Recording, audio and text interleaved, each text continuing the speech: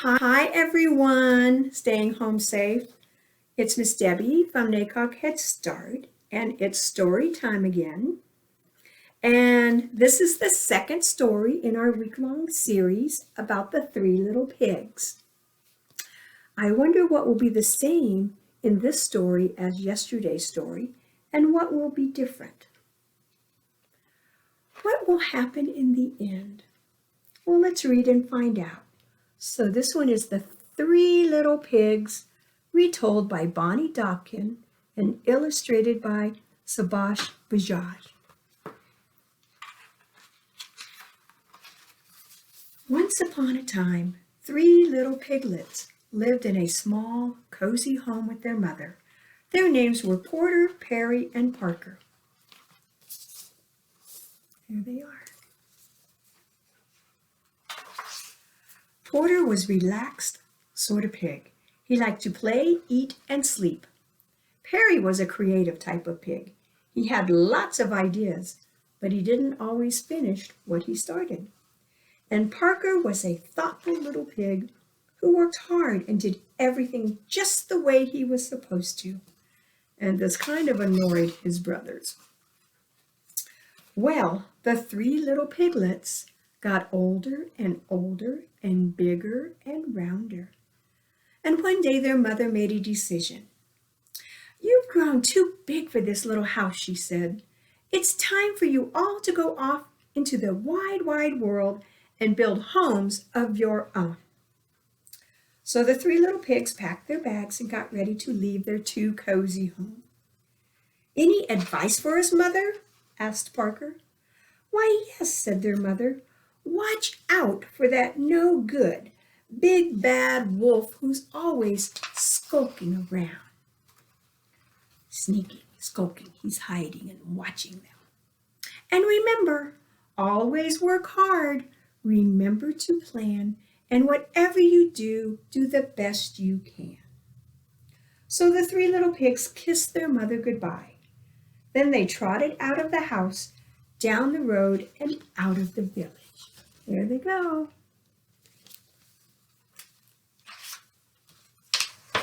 Before they had gone very far, they came to a big field full of golden haystacks. "You know," said Porter quickly, "I think I'll build my house of straw. It's a nice color, and the house will be easy to build." "Well, I'm not sure this is a good plan," said Parker. "Will it be warm enough?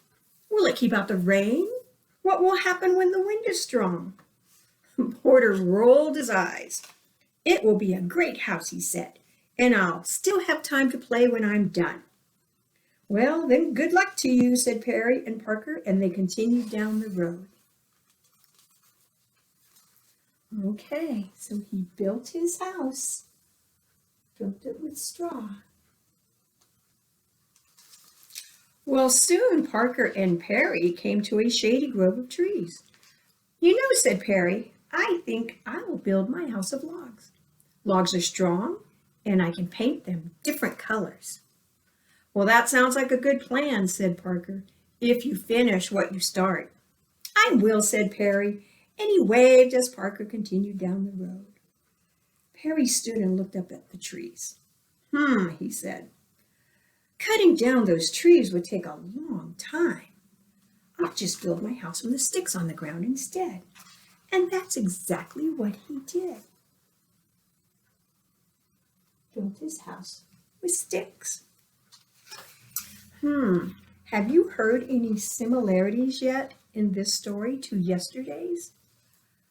That means, is there anything that's the same in this story as yesterday's story? Let's keep on reading and see what happens next. Well, further down the road, Parker was busily planning his house. He bought bricks and stone and mortar for the walls. He bought strong oak planks for the doors. He worked on the house for days and days, but when he was done, he felt happy. "Mother would be proud," he said. "I worked hard and I made my house the best it could be."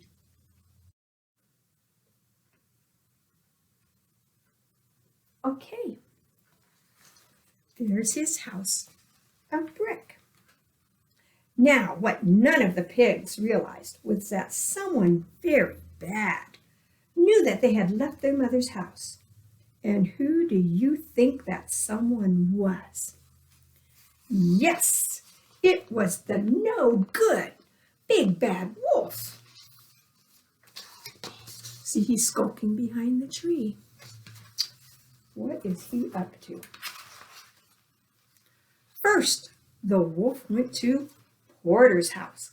He saw bundles of hay held together by rope, and he saw Porter Pig outside, napping in the sun. "Hello, Pig," said the wolf. Porter opened his eyes, squealed, and jumped to his feet. He ran into his house, pushed the door shut, and hid under his bed. Now, said the wolf, "I only want to have a chat." "Ha," said Porter, "I know a hungry wolf when I see one." "It really doesn't matter," said the wolf. Little pig, let me come in." "Are you kidding?" said Porter. "Not by the hair of my chinny chin chin." "Well, then I'll huff, and I'll puff, and I'll blow your house in." The wolf stepped back. Then he huffed, and he puffed, and he blew with all his might. The straw house just fell apart. "Oh, no!" The wolf bounced. The pig bounced, but Porter squealed and ran. Said the wolf. "Unfortunate." Well, the next day, the wolf decided to try again. He strolled down the road until he saw a flimsy house made of sticks and twigs. Perry was lying in a hammock outside. "Hello, my little piggy," said the wolf. Perry jumped up in fright. He ran inside his shaky house and pushed a dresser against the door. "Ah," said the wolf. "Does he really think that's going to help?" He cleared his throat. Little pig, let me come in." "No way," said Perry. "Not by the hair of my chinny chin chin." "Well, then I'll huff, and I'll puff, and I'll blow your house in." So the wolf, there he is, he stepped back. He took 2 huffs, and he took 2 puffs, and then he blew with all his might, and sticks and twigs went flying everywhere. The wolf bounced, the pig bounced, but Perry squealed and ran. "This just won't do," said the wolf.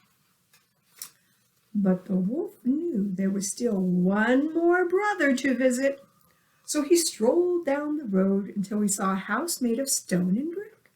Parker was digging in a garden outside. "Oh, hello, friend pig," said the wolf. "Don't you friend pig me," said Parker. "Leave now, or you'll be sorry."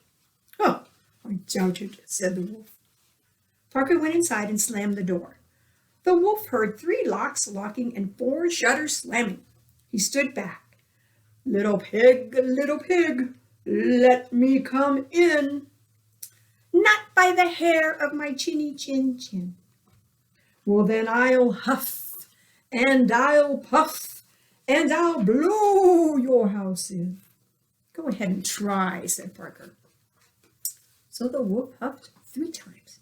He puffed 3 times, and then he blew with all his might. But nothing happened. "Well, that's a surprise," said the wolf. Now he huffed 4 times, and he puffed 4 times, and then he blew again with all his might. Still nothing. The wolf tried again, and again, and again. "This is not going at all the way I expected," he said. Finally, the wolf fell flat on his back, puffing and wheezing. He heard the shutter creak open. "I knew my house would stand up to that no-good wolf," said Parker. "I'm just glad he didn't think about coming down the chimney." The shutter slammed shut. "The chimney?" The wolf sprang to his feet. "Of course." He sneaked to the side of the house, and he saw a pile of boxes stacked against the wall. "Well, this makes it even easier, he chuckled.